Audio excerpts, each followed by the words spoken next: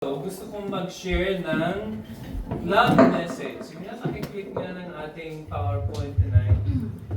Ang ating message tonight ay pinamagatan kong True Love Gives. Ang totoong pagmamahal ay nagbibigay. Kung ikaw ay maramot, di ka talaga nagmamahal, no? Iba-iba yung mga nagbibigay dahil gustong bumili ng boto, may mga nagbibigay dahil gustong magpa-impress. Pero yung totoong pag-ibig, ang sabi ng Bible, ang totoong pag-ibig ay nagbibigay. At sinong totoong umibig sa atin? Si Jesus, di ba? Si Lord, sabi ng Bible ay, kahit hindi siya nagkasala, parang inarin siya ng Diyos Ama ng makasalanan upang tayo mapatawad. Diba? Amen. Siya yung kumuha ng ating mga kasalanan. Imbis na tayong ipako sa krus, siya ang pinako sa krus. Diba? Kaya, yun ang basis ng ating fellowship. Ano ba yun? Kaya ka nandito, dahil minahal ka ng Lord. Minahal ka ba ng Lord? Amen. Kaya sa atin as believers, pag hindi mo naintindihan yung pag-ibig ni Jesus sa iyo, bakit hindi ka born again? Ito ang natin, tayo mga Christians, tayo mga born again, kaya nating magmahal dahil tayo pinatawad din. Diba? Manang nona, hindi dahil ako'y mabait, no? Kundi dahil ako'y tumanggap ng kapatawaran, kaya ko din magmahal ng iba. Amen. Diba? Kahit na may mga masamang ginawa sa iyo, dahil ang sabi ng Lord, ikaw ay magmahal, at dahil naranasan mo yung pag-ibig ng Lord sa buhay mo, minsan masakit, no? Masakit ang magmahal. Sister Daisy, di ba? Masakit ang magmahal. Dahil yung gusto mong mahalin, di ba? Mabuti kung lahat ng mamahalin mo'y kamahal-mahal, di ba? Minsan din, di ba? Ang sabi ng Diyos, palagi may prayer meeting tayo, Pastor Reggie, sa Jerusalem, every Sunday. At isa sa mga struggle ko ay pagka mag-pray na para sa mga Hamas. No, Sister Baret, Lord, pagkasabi nila na Lord, iligtas mo sila, Lord, patayin mo sila. Ang sabi nila nagpipray, iligtas mo sila para sila makakila. Sa loob-loob ko, Lord, patayin mo sila. Ang nasa isip ko, yung revenge, no? Mas lalo nung makita ko yung, di ba, yung dalawang anak ng bibas na napangkay, tas yung nanay ay hindi pa pala kasama, no? Yung sa loob ko, yung bang imbis na kapatawaran ang nasa isip ko, ay dapat pinatay na Joshua. Itong mga tayo, ang sinisisi ko, Manang Ibs, ay si Joshua.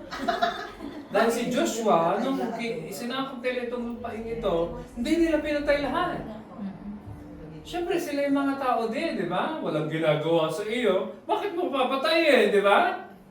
Singala nga sina Joshua noon, ang mananakop.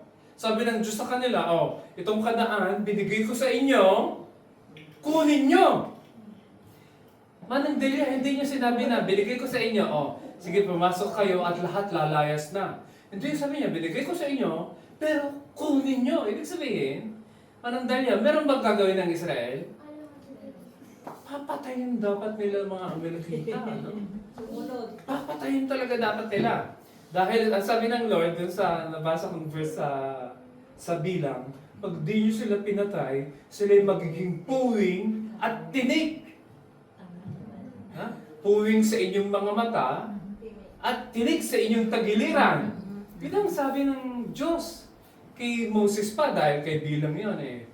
Pero di ba ang nag-lead naman sa Israelita galing sa Jordan papasok sa Promised Land, ay hindi naman si Moses, Manang Loida, di ba?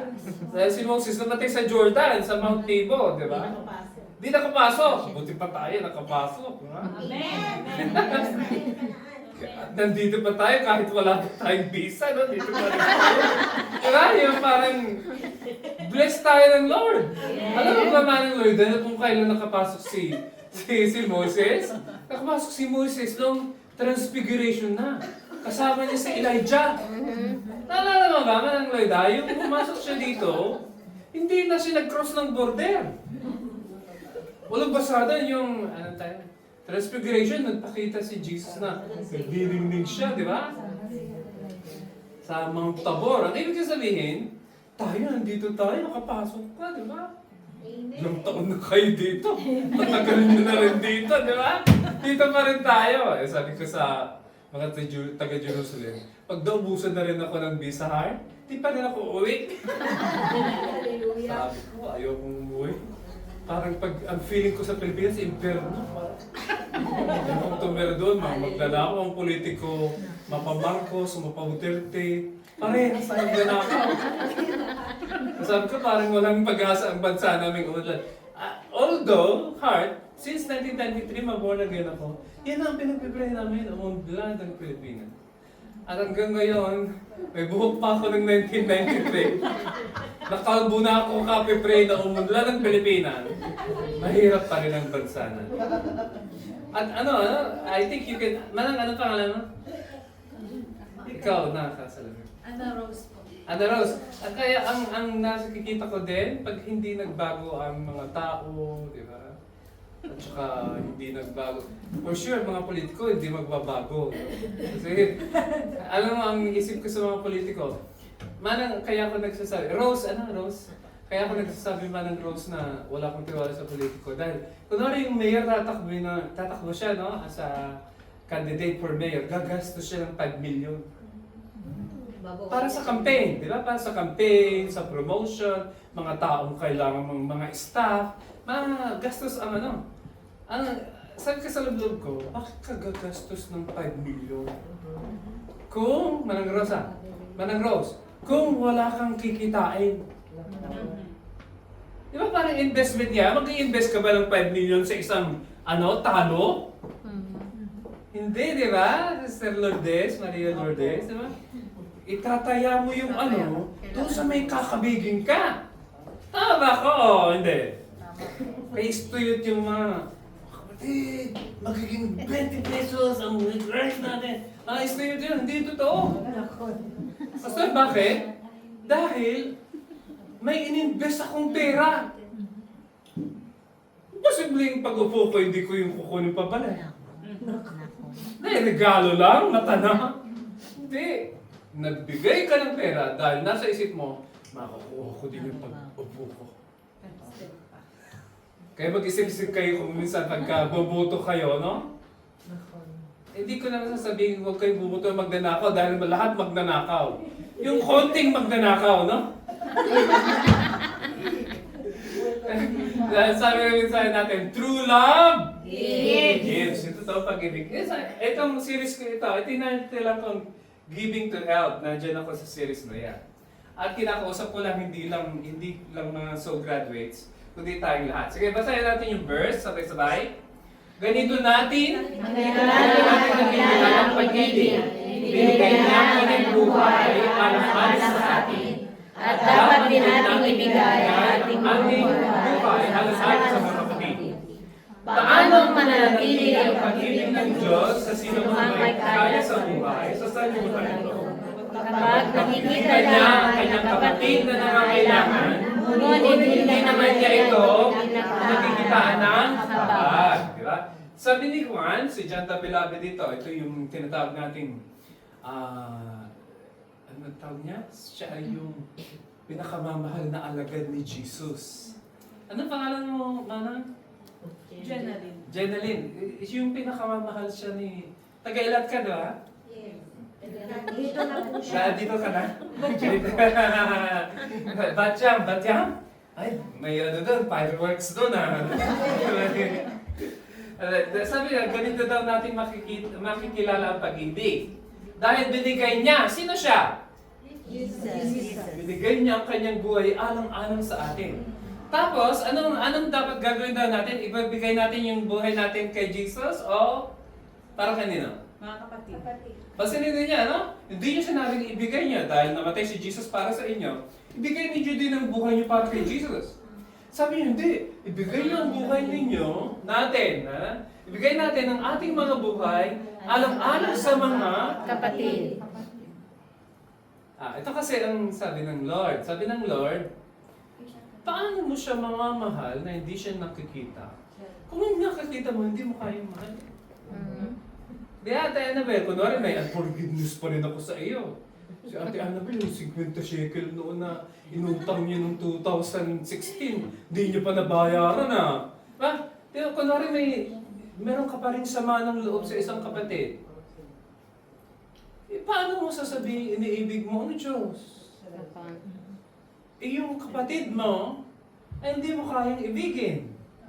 Kaya sabi ng Lord, ito nakikilala natin, ang pag-ibig ng Diyos, si Jesus namatay para sa atin, binigay niya ang kanyang buhay, namatay siya sa cross, inako niya yung kasalanan, hindi siya ang may gawa, kundi kasalanan natin. Sabi niya, kung inako ni Jesus yun, dapat ibigay din natin ang ating mga buhay alang-alang sa mga Kapatid. hindi para kay Jesus. Bakit? Ito, meron akong kanta. Hindi ko alam, parang hindi alam ni Pastor G. Ito, ayaw ng mga ibang leaders sa Jerusalem pag kinakanta ko eh. Sabi si Pastor, backslide. Dahil ito yung kanta. Ano man ang iyong ginagawa sa iyong kapatid, ay siya rin ginagawa mo sa akin. Sabi ng mga leaders, backslide si Pastor, tayo mo, kinakanta niya sa pulpit. Ano man ang iyong ginagawa sa iyong kapatid, ay siya rin ginagawa mo Sa akin. ibig sabihin, pag hindi ko pinatawad si Pastor G, hindi ko pinapatawad ang Lord. Amen. Dahil, ano man ang iyong ginagawa sa iyong kapatid, ay siya rin ginagawa mo. Sa akin. Ibig sabihin ko, anong gagawin ko sa iyo? Ginagawa ko kay Lord. Amen.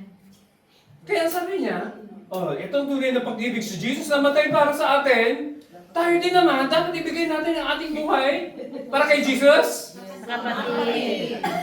Sabi niya, ano man ang iyong ginagawa sa iyong kapatid, ay siya rin ginagawa.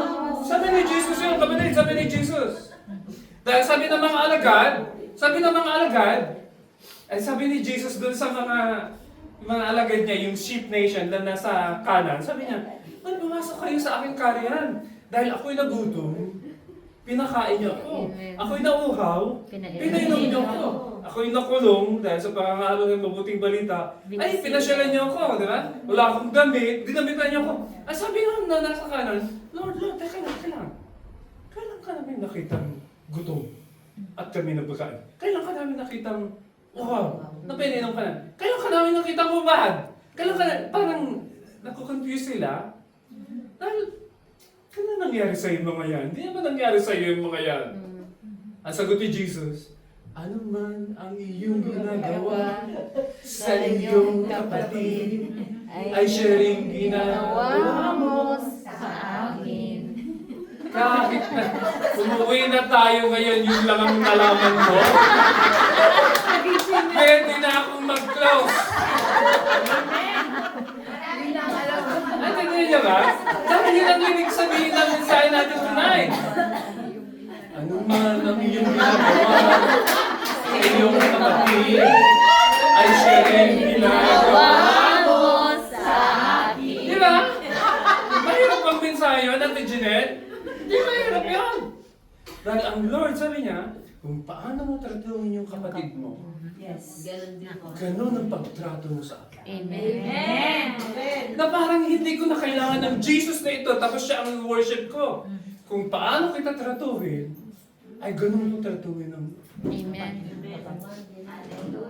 kaya wala akong susod sa Lord, Manong Eds. Dahil yung pagtrato ko sa iyo, ganun ang pagtrato ko sa Lord. Amen. At alam na alam ng Lord yung puso ng tao, di ba? Alam na alam natin yung mga ginagawa natin sa buhay natin. At alam na alam din ng mga kapatiran, ano? Kung paano. Kaya sabi ko, bito kayo, sabi ng mga leader, Pastor, pag naririnig kayo, namin kayo kumakaya, para kayong backslide. Dahil ang title ng awit na yung kapatid ay Banal na Aso. Santong Kabayo. Natatawa ako.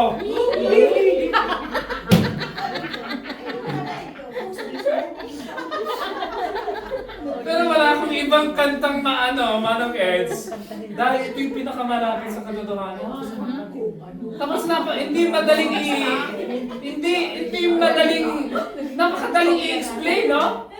Ang Lord nagsasalita, ang Lord kumakanta. Ano namang Ginagawa mo sa iyong kapatid ay siyang ginagawa mo sa akin. Ka na, di ba? Di kung gusto kong gawan ng maganda pa ang Lord, ang gagawin ko sa kapatiran. Amen. At pag ginawa ko sa kapatiran, para ko nang ginagawa Sa Panginoon. Lord. Amen ba? Amen. Jim ba ba? Jim? Yumi Ha? Yumi po. Rosa Pen. Parang hindi ko kilala itong mga ito. Talagang na bumatin mga ito. Ito parang kilala ko yung mukha niya. Ito. Paano na? O, tignan mo. Alam mo yung kanta. Tapos na ako, alam mo pa rin.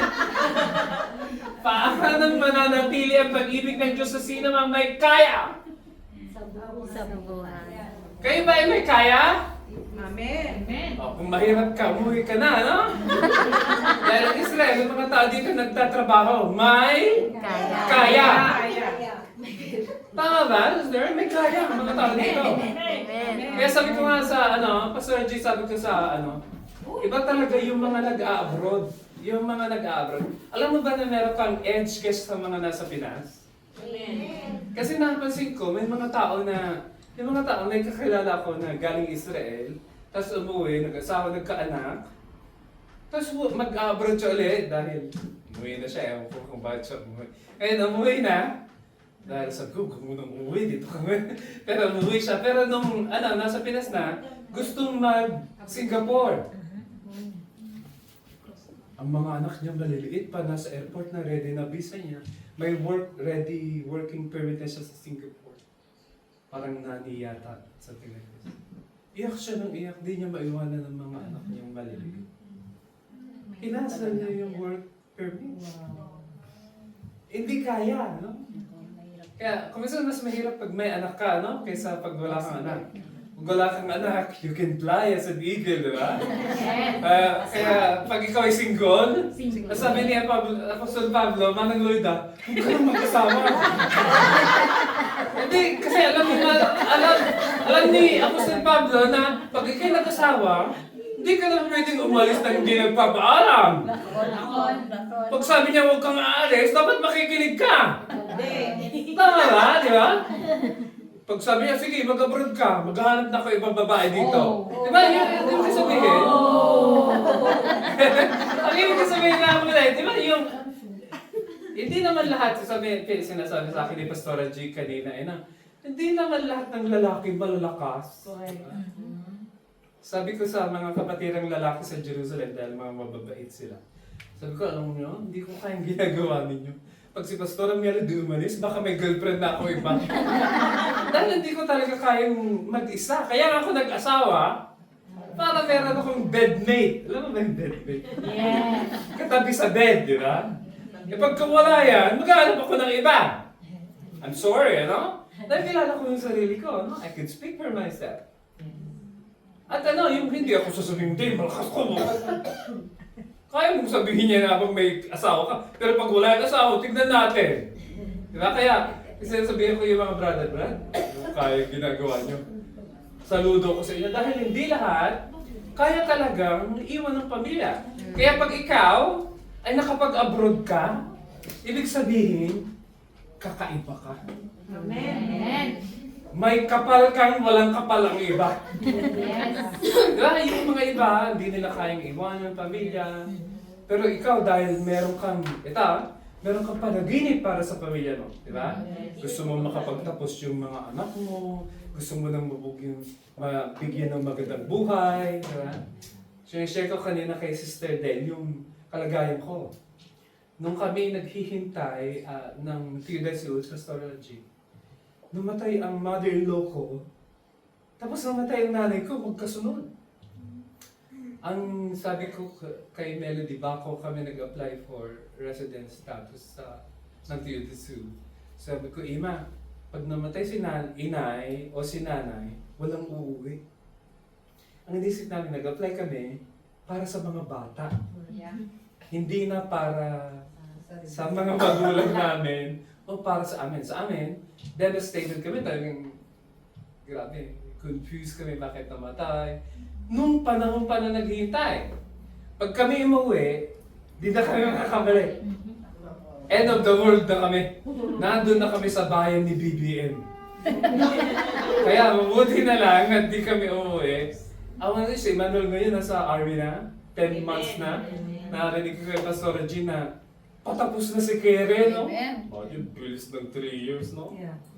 Di pa ako naka-corrupt eh, tapos na kaagad si Karen sa army, di ba?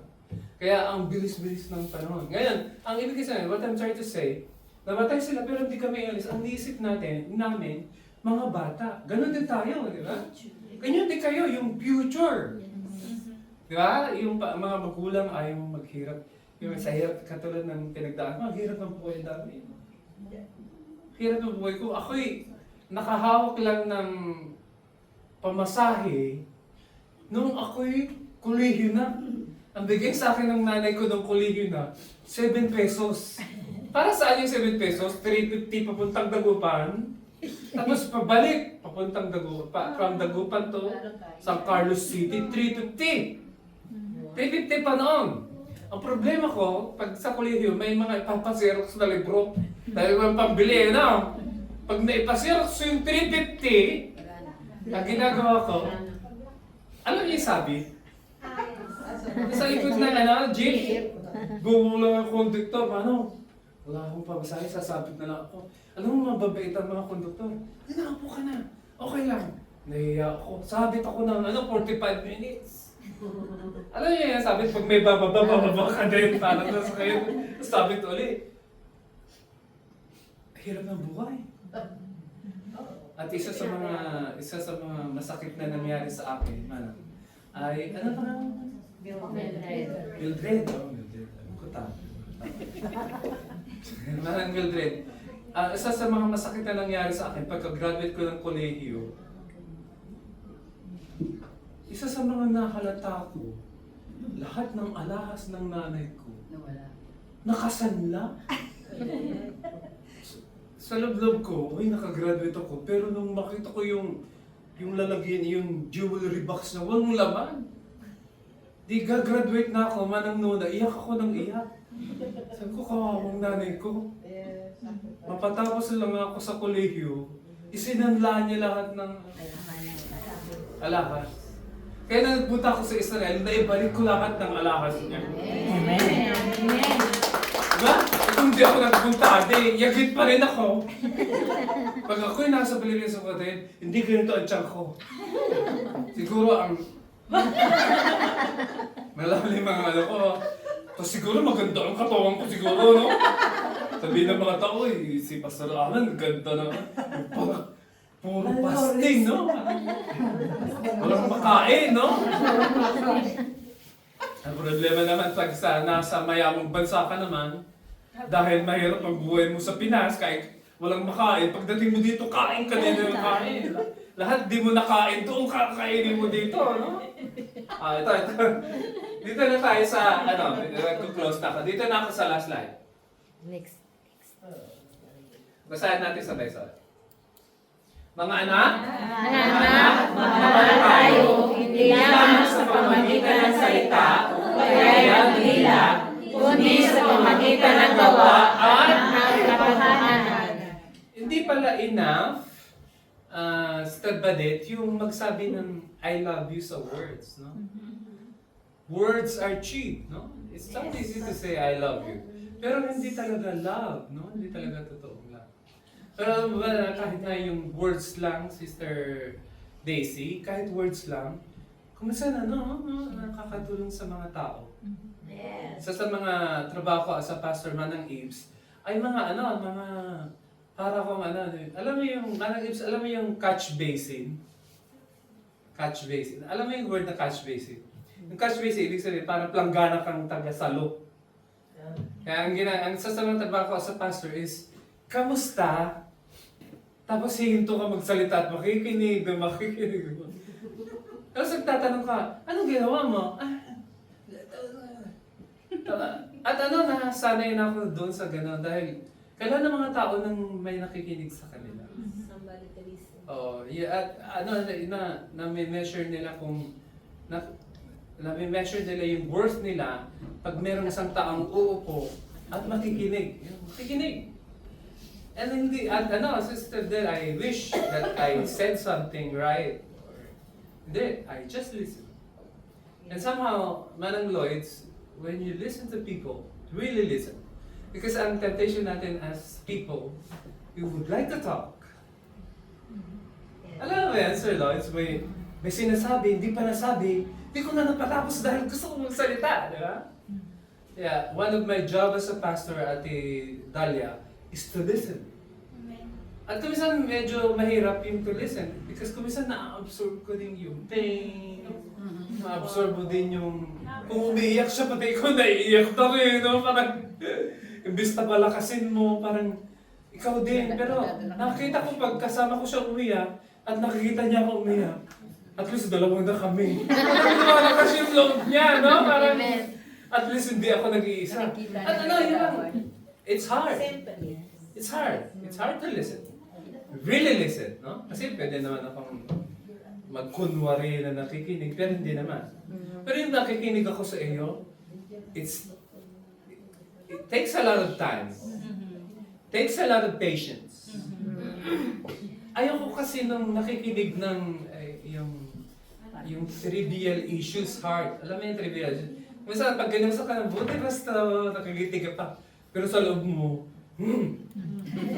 diba may mga gano'n, yung ayaw mo masaktan yung iba, kaya buti naman, sasabihin mo pa, thank you Lord, Pastor. Sa totoo lang sa loob mo, Pastor, kung alam mo lang. Diba yung meron ka talaga yung dinadamdam, diba? And that's normal, Ate Mabel, diba? And we need people who would really listen. And listen to this, Ate Mabel. Natagpuan ko, if you really listen, it's love. Diba? Dahil people need other people. I need you, you need me. Amen. I wish, yung advice could really help. Yes, advice could help. But more than anything that I could say, people would like people who would listen to them. May mga tao na ang gusto nila, sa totoo lang naman na computer na nilalakad sa utak nila. But they wanted somebody to listen. O parang nakaka-unload sila, no? Pag sinasabi nila. Basta sinasabi ko, may hirap naman kalagayan mo. Sa totoo lang, yun lang ang masabi ko. Dahil hindi naman siya nag-aas ng advice. Hindi naman niya sinasabi, Jenna, na Pastor, ano kung kailangan kong gawin? Hindi. Alam na niya ang gusto niyang gawin. Makinig ka lang. Ang gusto niya, Magandod. maawa ka naman sa akin, para dalawa na tayo. Sige na. Parang, when ang tawag natin dyan, empathy, sympathy, you carry the burden of another person. At ito bakit ko sinasabi yun? Because love is not only by words. And sometimes my words are not enough. I need to give people my heart. At mas mahirap ibigay yun kaysa sa words. Words are cheap. Diba? I mean, kung minsan yung words mo, you say something that's not coming from your heart. Yes. Pero when you sit down with somebody and start to listen, people would really pour out their heart. Yes. And you never know how healing comes through that. Amen. Alam mo ba yan? Manang Lourdes ka din, diba? Lourdes. Maria Lourdes, diba? Yung ang ibig sabihin, yung pagka nakinig ka pala, it takes a lot of discipline. Alam mo ba yan, Jeanette, na listening, Amen. keeping your mouth shut, is very, very to really listen with your heart, it's not easy. Tama yan, Sir Lenny? I wish I could say na sandali lang yun, no? Pero hindi yun totoo. True listening, true love, gives time. And people, especially sa panahon natin ngayon, Manong Eds, na di ba ang Israel ngayon ay we are now grieving and mourning. I pray na walang makahamas dito, no? Dahil hindi ako makahamas. We as a nation, dahil kasama tayo sa Israel ngayon, dahil nandito tayo, we're all wounded. Pakipatay nga yun, sabi niya, time na tapos na daw yung preaching ko. Ano na, doon sa bag ko, please. Sabi niya, tama na. Sabi niya, closing prayer na. Our nation Israel now, is grieving. Masama mang aminin,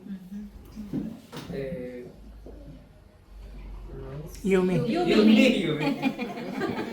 Masama mang aminin, talo ang Israel. Itong buwan na ito, talo. Dahil ang nagdidictate ng terms ay hindi Israel. Ang nagdidictate ng terms ay Hamas. Ito ang gagawin namin, i-release nyo to. Ito ang gagawin. Sila ang nag-uutos sa Israel. Tayo pang nakatanga na. Yes. Kasi sa pagnanais natin maibalik yung mga hostages natin. And we really need to do that, right? Kailangan natin makuha yung mga hostages. Whether dead or alive, no? But it hurts. Bakit it hurts? Dahil yung mga pinapalaya natin is mga terrorists.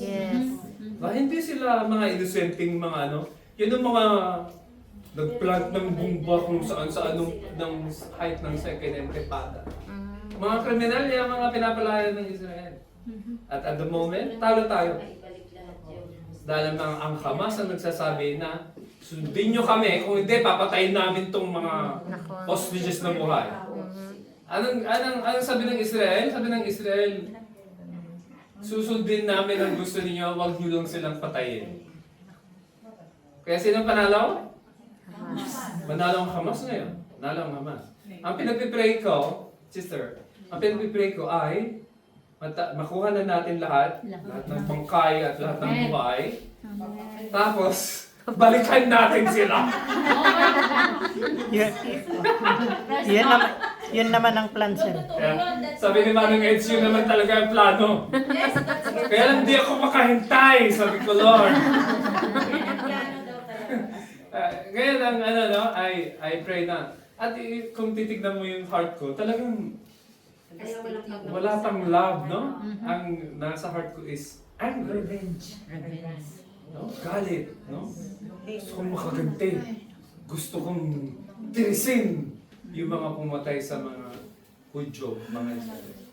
At bakit ganyan ang heart mo? Dahil nandito tayo, mga Hudyo nagpapasahod sa atin. Ha? At hindi lang yon, sila ay chosen people. At tayo ay binibless nila. Imagine, buwan-buwan sinasahuran tayo, no? Saan ka na? Kaya I think, kaya yung heart ko, it goes out. I pray na ganun din kayo, no? Pag kayo makahamas, huwag kayong kakain mamaya. May makahamas ba dito at huwag natin bigyan ng plato? I'm just trying to say na true love really gives. And this time, ng grieving ng Israel, and I know that all of us are affected. Kahit ako, I'm also affected, especially ngayon sa nangyayari ngayon na we're giving away yung mga terrorists na hindi dapat lumabas, no? Kapalit ng isang hostage ay parang 30 terorista. Dami nun, ha? Dami. At sa Jerusalem, yung mga border patrol namin, takot tuloy kami mga walang visa dahil ikot mga border patrol, ha? Ayaw nilang nakakover yung dahil akala nila ikaw ay kunwari lang ito, Hamas pala ito. Parang chine-check kami isa-isa. Chine-check yung mga tao. Kaya kahit na hindi nag-check ng visa, kasi tinanong ko atin ng mga taga-Jerusalem, pag wala kang bala, stop. Listen, ha? Huwag kang dire-diretso, di ba? Stop, mag-check ka ng FB, baka may positina na, may meow-meow dito. Huwag kang magsasabi by faith. Kahit sabihin mong by faith, pag nandyan siya, Hello? Password please. Wala kang ligtas, no? Dapat ingat, di ba? Amen? Pag gusto mo pa dito sa Israel, ingat na lang. No? Huwag ka na lang. Amen. Lord, we pray tonight na yung message na napakinggan namin, hindi lang para sa mga school of workers, kundi especially sa amin, ay tumimo sa puso namin. True love really gives attention, gives time, gives an effort to listen, gives a true love, Lord. True love gives true love.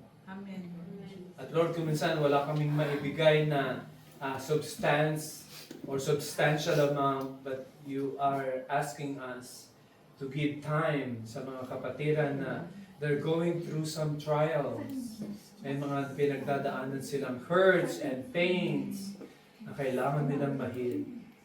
Isipin namin palagi, Lord, na ano man ang aming ginagawa sa aming mga kapatid, ay siya rin ginagawa namin sa inyo. Amen. In Jesus' name! Amen. Tawagin natin si Pastora G. Pastora!